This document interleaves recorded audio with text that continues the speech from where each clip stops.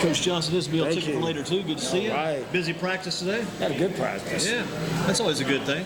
Always good to have a good practice. And how many more practices before you guys hit the road? We'll practice tomorrow. Are we on now already? We're rolling. We're We're rolling. rolling. Tomorrow morning we practice at 9 o'clock, and then we'll hit the road at 1 and head to Columbia. Looking forward to the tournament and getting the chance to play. You know, again, after being off for exams this week, it's nice to get back on the basketball court. I bet going down to this tournament in Columbia, South Carolina, Chick-fil-A tournament, have you guys been there before? We have not. Lee Revis, he went when he was at Glenn. He told me it was a great tournament, so we accepted to go. We're really excited about the opportunity to play in that.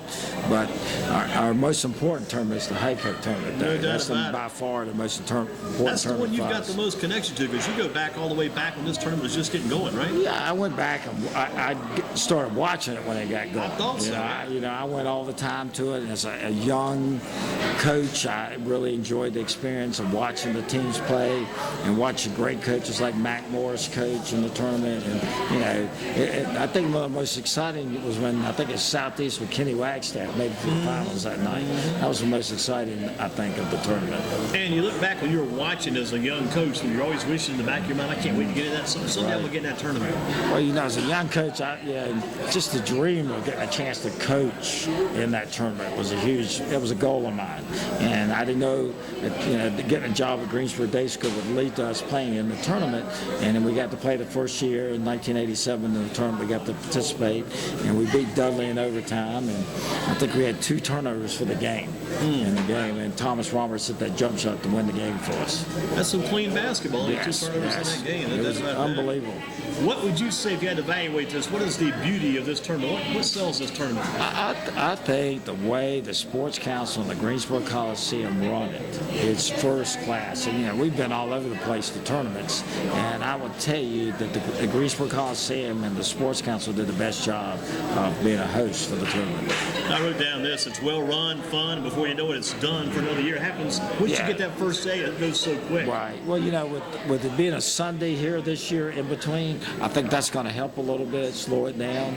But we're really excited. It looks like the weather's going to be good. So hopefully a lot of people in Greensboro come out and see good basketball, because there are a lot of good teams in the tournament this year. You got a pretty quick jump down to South Carolina when you get back from there pretty quick? Yeah, well, we get back on a Tuesday. We'll play in the tournament on Saturday. So that's a quick turnaround, considering you got Christmas Eve and Christmas Day. What do you do for these coaches out there? What do you do for your teams? And you got Christmas Day, I guess it's on a Friday, and you're playing basketball on Saturday. How do you budget and work that time? Well, I tell you what, we won't practice, and I'm sure a lot of schools will not practice on that Friday. But I mean, you're going to usually practice on Christmas Eve, then give them Christmas Day off.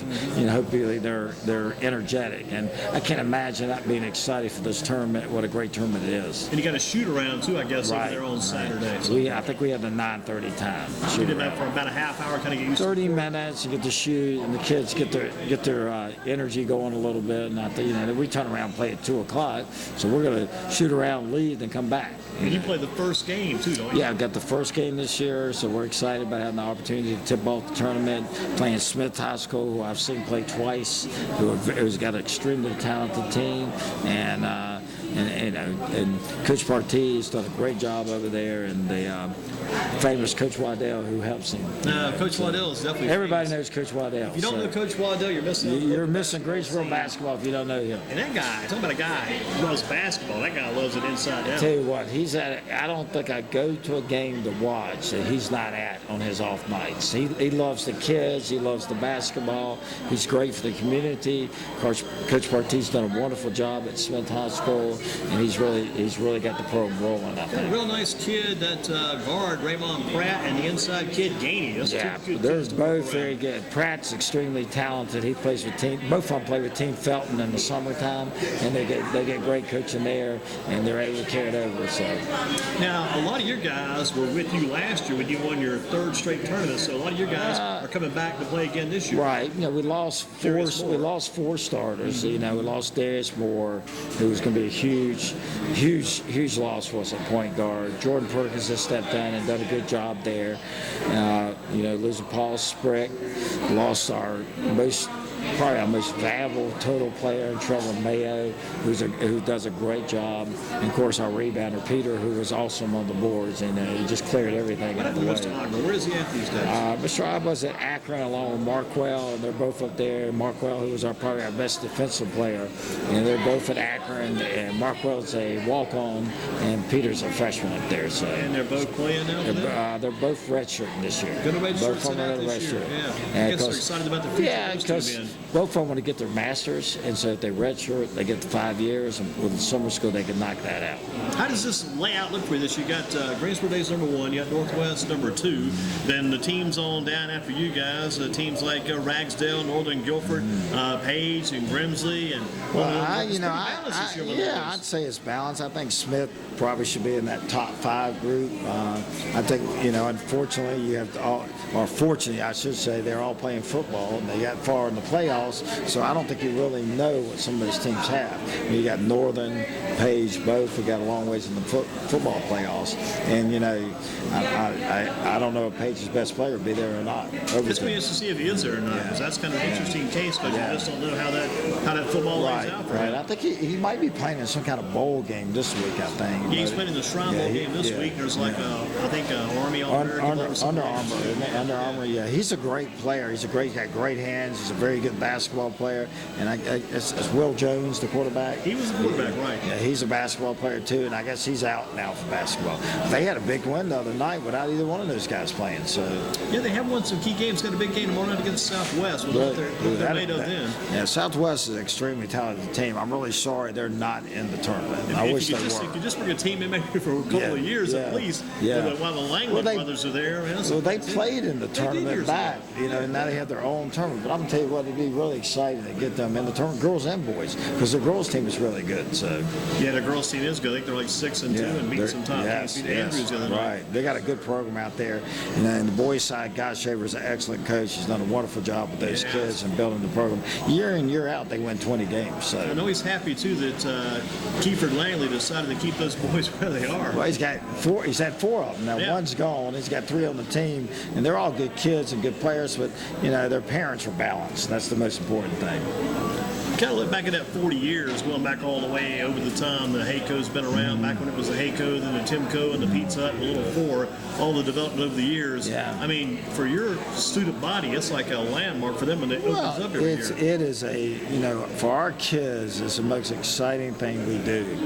To be able to play against their best friends, the other schools, they get to play in their community, and they really enjoy it. And I think that, it's great. We got kids from all over the Greensboro area and a lot of different schools they would go to if they were in public school, and so hopefully they'll get to play against one of the schools they might attend. It was a time when there was kind of some struggles going on there trying to keep that title sponsor working, and there was some juggling and struggling and work going on. They finally got it worked out. Right. It's good. It has a solid Well, I'll tell you what, Hayco has been excellent sponsor, and I think they're very supportive of the tournament. They're always at the seating meeting and stuff. I think they've really bought into the community and helped us out. I'm not really sure what's going to happen with Newbridge with the buyout there, but I think Chris Lowe, who's been the tournament chairman this year, has done a wonderful job putting it together. He's invited a bunch of the old coaches back. That's a good thing. And so you're going to have a lot of them back for the tournament, so I'm looking forward to that.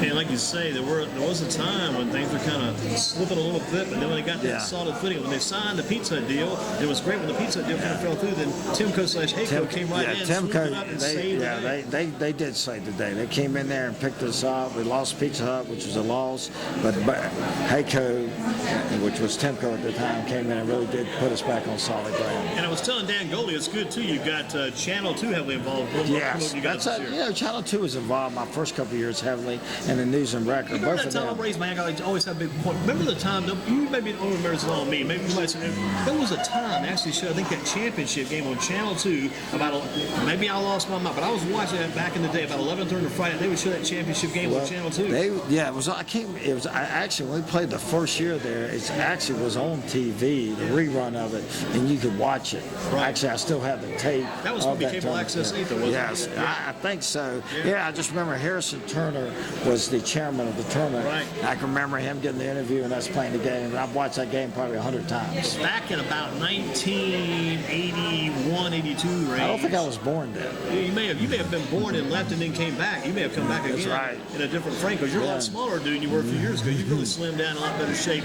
But I think Channel 2 did carry that game like on a Friday night. I think you're correct. I think you are right. That was back like a David DuPont kind of time, maybe even a Coakley type time. The Greensboro about that time. So that David DuPont was one of the first-class players in this area. You know, he had a great career. Went up to James Madison and was outstanding. His son was a good kid too. He was a very good kid. All these kids are good kids. Now on the men's side, things are looking real good. On the women's side, if I'm not mistaken, I'm feeling like there are a couple of women that some of the men's teams would not mind having, like 6'4" Elizabeth Kitley and 6'3" Alyssa Canane, Northern Guilford Canane, and Kitley over at Northwest. She's very good players. Of course, Kitley's got a pretty good father to take after there, and Northwest's team is very well coached, and Darlene's done a great job out there. She actually, believe it or not, coached for us her first year. Really? She started at the day school. And unfortunately, we did not have a full-time job, which would have been great if we got her, because, you know, she's a good basketball coach, but she's also a great volleyball coach. She is. It's amazing. Even back in the old days, she may have coached some softball too. She did. I think she's out of that, though. I think she only does too. She just seems like, I know she must have. I know she was a very good athlete back in her day. I think she may have attended Guilford College in the Northwest. But, I mean, the coaching mind she's got, just a great way she works with those kids, and an excellent coaching mind. Yeah, she's done a great job. Paige's coach has done a great job. Northern's well coached.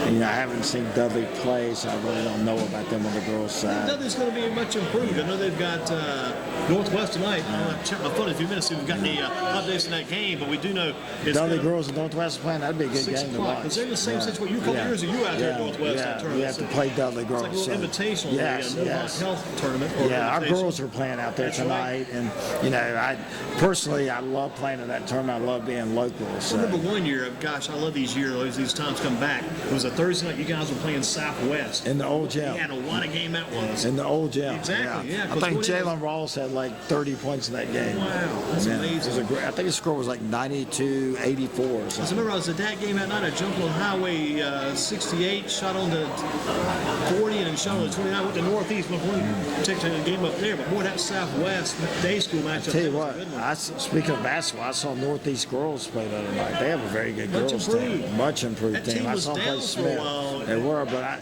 they got 3 really good girls. Yeah, Nichelle Jeffries had 31 last night. Nichelle can play. Yeah. Little kid. You probably know more than I do about it, but I was impressed that night. Coach Steele's been with us here on the show before, and he's done a great job. He's done a really good job with the program. That was a time though, back when they had Mercedes King. Remember Mercedes? Yes, had a run there for a couple years. When the gentleman Wayne Stevens was the coach. Coach Stevens did a good job there. Then it kind of dropped down, and I hate to say it because they had a very good former basketball player. The lady led the team. I think she might have played for Elon or South Carolina back in the day, but then she left out. Coach Steele took over. That team's battling back. We hate Northeast is out of the tournament. Dudley's in, and you got Northwest, like you said, Dudley girls tonight, and the Dudley boys are playing Southwest this coming Tuesday. That's a great game. That's a great game going into the thing, because that'd be a really good game to watch. I mean, those are games, because I was at the Smith game against Reedsville the other night, because I told your son Robert, who was sitting beside Robert, I said, there weren't many games in town that night nearby, so you got to find the closest one on your geographical trail. Ended up there watching Smith again. I think Smith plays Cummings this week. They play tomorrow night. I think Dudley just played them. I think Cummings has got a really good team, Dudley beat them like 64-57, and tomorrow night it's going to be at Smith, right? It might be. If it is at Smith, I think it's at Smith. Yeah, that's their second game home this week. Yeah. But Smith has some possibilities. Because I tell everybody, because one of my favorite players of the past 10 years, it's been past last 5 years. If you cut that time, one of my favorite players was J.J. Watson. Right. He's a good player. He's a good player. Yeah, I liked him. He dictated the tempo like nobody I've seen in a long, long time. We saw him play against Northwest in the playoffs one year. He would have guys hanging on his back because of breaks. He'd dribble, put the brakes on, and the players been so tight, don't want to lose him. It's kind of like you don't want to play him too close. He'd fall right over him. Yeah, he'll jump on your back. And he's out in California now playing. I think one of I think unfortunately we didn't get to see enough of him in the tournament was Sam Hunt. He was an excellent player. Yeah, he's back at A&T now. Yeah. It's nice to have him back in Mr. Greensboro. Goalie about Sam Hunt. Sam was just such a good free thrower. She used to kill that pizza back in the day. Kill that free throw contest when he's like his dad, believe it or not, his dad was a defensive player. Great defensive player at Greensboro College. He wasn't an offensive player. Where Sam's more the offensive player. The dad, Calvin Hunt, was a defensive man. What about this guy, Clarence Greer? Was it Greer who was over there? Yeah, he's 6'6", right? 6'6". Yeah, he was a good player. Had some great talent at Greensboro College back in those days. How about your team this year? We talked a bit about it. I'm excited. Jordan Perkins is playing point for us. He's doing a great job. His game a little bit, he has. He played two guard last year for us, but we moved him over to point. He plays point all summer for Team Felton.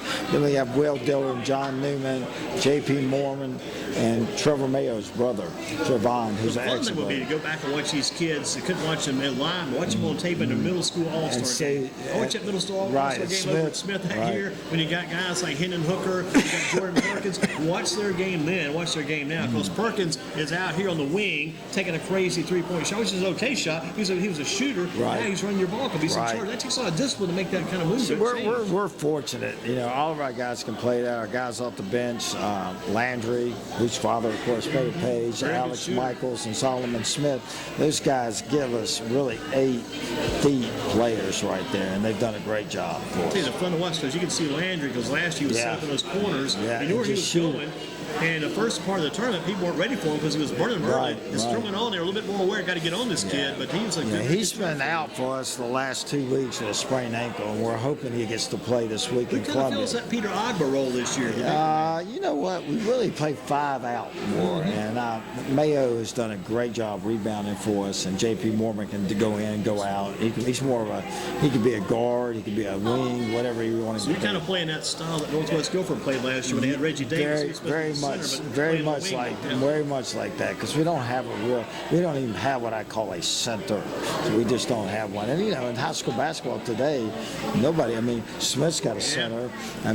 Page, I don't know what Page has a center or not, because I haven't seen him play. He's gone at Northwest. But the interesting was back in the day, even the basketball teams you ran, the guys running down court that set up on defense or offense, everybody's got this center stands right here. This guy's. But now you're a running team. Everybody, we try to. Our transition's our top thing. So it's our top thing is our transition and stuff. And we're really good in the transition offense, and that gets us out. But our defense helps us with that.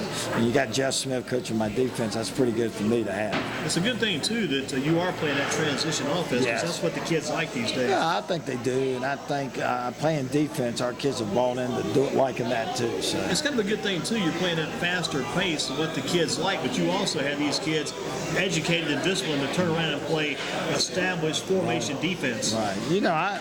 I think in our area, defense is a lot better than the other areas of North Carolina. I think in our area, a lot more emphasis put on the defensive side.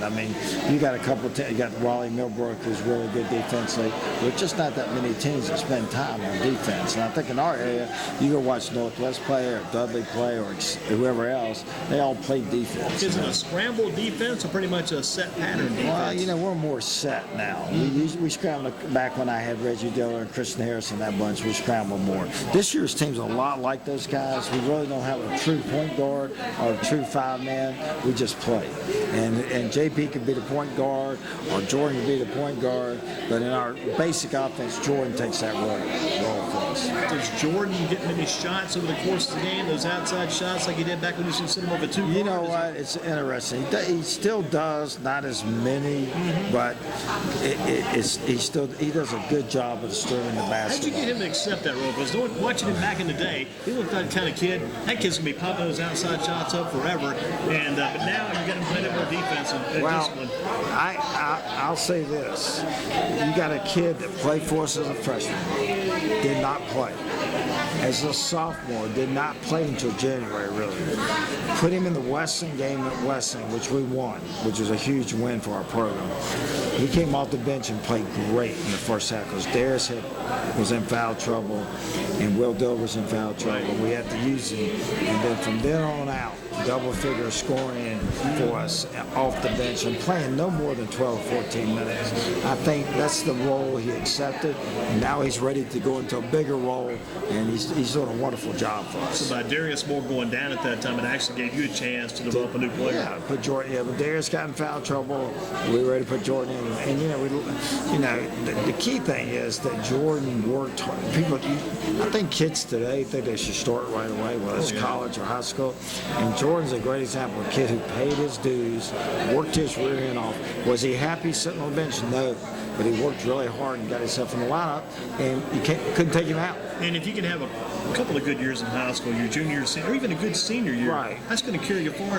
It's hard to get that point across the kids. No. If you have an outstanding senior year, that's what they're looking at. I mean, they've heard about you before on the summer route anyway, but you have that very good senior year, things are really going to explode for you. You're going to do well. Yeah, I think that in the big scheme of things, that I think too much emphasis is put on kids when they're too young. My lacrosse coach was telling me today that the new rule is you don't recruit 9th and 10th graders. I wish that was a rule in basketball, because you can't tell me, unless the kid is 7 feet, a 9th grader, you know how good he's going to be. And I think in Jordan's case, he developed to the leaps in his development. His 10th grade year, he's got better this summer and this fall, and I think you'll see that in the tournament. He hasn't grown a lot size-wise, but he's grown a lot upstairs between the ears and the middle. He's almost as tall as his brother, who plays at the top. Is he as tall as his dad? Yeah, he's taller than his dad. That's good. That's good. Mr. Batten, I think he's had as many games as Waddell's had. So I think they rival each other. Those guys could ride together probably down the road. They could. You look at a guy like a Reggie Dillard. Now, I was thinking about Reggie today because I was thinking about P.J. Harris. I saw P.J.'s box score about 14 points last night, 9 points first quarter. It's kind of interesting to watch those two guys in younger days playing together. And Reggie at one time was kind of slipping past P.J.'s son developmental-wise, but all of a sudden Reggie just quit growing. So Reggie had to kind of become a different player too. You know, when Reggie played for us his last 2 years, his body changed. He worked so hard to change his body from his junior year to his freshman year in college, and he was a different player. He had a great freshman season. Then he unfortunately tore his ACL right before the sophomore year, and he's still recovering from that. It's not even a year out now, and he's been back playing. He started every game this year, but he's not back to 100% with that. Always had a good attitude. Always liked his approach. Great, you know what? Not a founder kid or family than the Dillards are. So. How is the development of Will Dillard coming up? Because I read back during the summer, he's like a Wake Forest commit. Wake Forest offered him back in the summer. In the first 4 or 5 games, he played great for us. He got a little foul trouble in the last couple of games. I think he was 5 for 6 in the field in his last game. He can play. He plays our backup point. He plays one of the best. He guards the defensive. He's guarding the best offensive player on the wing. John Newman guards the point. So Will takes the best offensive player. And so about Will's defense, he had some size, and it always made him a good perimeter defensive player. It seems still is. I mean, we got with Will and John Newman and Jordan. Jordan's got long arms. Yeah. He got some really length. And JP's exceedingly quick. I mean, he's got great hands. So I think that makes us good defensively. And the kids off the bench, Alex Michaels in our Ravenscroft game, which we won by 3 or 2. I can't remember what it was exactly, but he came off the bench and had 3 huge rebounds for us. So. You think about expectations, because you get these kids, the parents, coaches, and if you just sit in the stands sometimes, listen, expectations are so high for these players. Even a guy like Will Dillard, you really see Will, this guy coming away, he should come out and score 26 points a game. It just doesn't work like that on a balanced team. Because you look at your guys over the years, and this is no disrespect for the pros, just the way things are, and the way things work, and how well they have worked. Right. I mean, name all the guys that came through Greensboro, probably went on and played pro basketball. You take guys that are good, sound, fundamental players, and when people first say that those guys are blah, blah, blah, you maximize and change the way they do things and make it effective. Darius Moore is a perfect example of that. He worked himself. He worked all the time to get himself in the best possible physical condition. He could play every minute of every game. He cut down down on his turnovers. He distributes the ball so well. But I've been very fortunate to have 20-plus players in the last 4 years going and playing in college, and that's great for our program to have that many kids. All 5 kids last year are at college, and they're able to play. But more importantly, they're all good students, and I think that's the most important thing. I was reading the back draft. I used to see the draft over the years and saw 2 players, Thomas Roberts and Justin Gainey. Might have been 2 of the bigger name players you had, and it wasn't like those guys went on and signed major NBA developmental contracts. Those guys just good players. Because I think Gainey's coaching now. Gainey's at Marquette coaching. He went over and played overseas a couple of years. Thomas Roberts is a banker over in London. And so he's had a great career. But I appreciate you having me on the show tonight. Certainly. Look forward to seeing you. What about Coach Cardi? We missed Coach Cardi. I just left Coach Cardi. He was out at my gym. We were playing his school. He's doing great. He's really working hard to build the program out there at Piedmont, and they're very lucky to have him. And we're very unlucky we don't have him, but we were blessed to have him for so many years. Now, how's the women's program developing now under new leadership? Thomas Bunch has done a really good job with the program. We lost our best player last year. He was playing upstate, and Tamara, and that was a huge loss for us. But the girls have really stepped up. They just got out of exams, and I don't know how they did yet tonight. I knew they were up 2 at half. I look forward to finding out how we did. Final question for you. Aside from winning the Hayco tournament, what else makes this Christmas holiday occasion so special for you, the extended family at Greensboro Day School? What makes it special to me, I know my family comes to Greensboro, and I get to spend time with my daughter and my brand new son-in-law, and I'm having a grandbaby in January, so that's going to be a special next year for us. So it's becoming even more like a family reunion than it's ever been. Yeah, it's going to be a little different for me with a grandbaby coming along. So, but I'm excited about everything. You got to be. And I get to see a lot of our former players. I had JT Terry came out and practiced with us. Montrell Golston came out and practiced with us. That's one advantage you've got ever coaching all these kids. You got guys who come back and work with you in practice. It makes it more realistic to have those kids practice. So JT Terry, he's playing at Emory. He's the 6th man at Emory, and they were nationally ranked a couple of weeks ago. He's doing very good. Top academic. One of my favorite players, he's another kid, and probably I may belabor this point too much, but you take out like JT Terry, when he's growing up, this kid's going to average 50 points a game. Remember he's an 8th grade. Maybe he was. He developed into a certain player where he fit that system so well. Yeah. He's a great kid, and he's going. He almost made all conference last year, and he's the 6th man. They bring him off the bench. They like having him come in the game after the first time out. And Jason Zimmerman, who's the coach down there, who played at Davidson, coached at Davidson, and coached at Greensboro Day School. And I so tell we're you, lucky in that. JT comes a good start to his dad, Jeff, his daughter, his sister Helen. Just a good family all the way around. Good people. Great. What about Christian Harrison? Can I ask you He's about doing great. Well, he got double figure scoring again last night in the game at Elon. He broke his hand in Germany. He came back 3 weeks sooner than they thought he was. He's had a great 2 weeks, and they got UNCG coming up Saturday night, which I know would be a big game for him. He's still having a great career. So, if you could give me a prediction on how you think this tournament's going to run this year, not who's going to win or whatever, but the overall operation going into the 2015 40th anniversary edition Hayco, how do you expect this year's tournament to go? You know what? I'm been so amazed every year with how organized it is, and I'm excited that we have Dudley back in the tournament. I think it's good for us in Greensboro to have one of the top programs back in. And you got the founding fathers back. You got Dudley, Grimsley, Page, and Smith all back together. That's good, all back together, and I think that's great because it was the little 4 back in those days, but the 4 schools, and they went to 8 schools, and I think 8's a perfect number for the tournament because you get it in 3 days. You got the games spread out, and Dent Bradford and Rob Goodman and Chris Lowe have done a wonderful job. But I appreciate it, Andy. Thank you so much. Freddie, thank you so much. Have a